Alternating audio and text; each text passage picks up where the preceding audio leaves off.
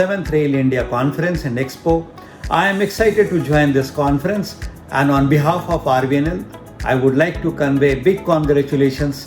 RVNL has been the growth engine by contributing about 30% of the railway infrastructures. I want to congratulate Massive Frankfurt for organizing 7th Rail India Conference and Expo 2023.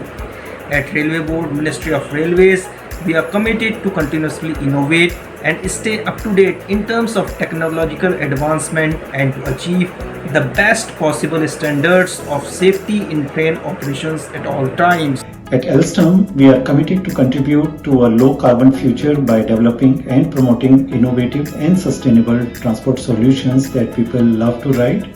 I'm really excited to join and share more at 7th Rail India Conference and Expo 2023. 7th Rail India Conference and Expo 2023. I'm excited to join this conference, share the insights and have a conversation.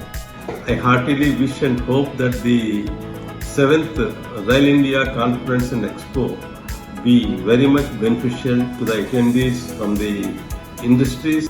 As WebTech, we are extremely proud and excited to partner with Indian Railways going through a transformative journey. I'm excited to join and share more during the Rail India Conference and Expo 2023.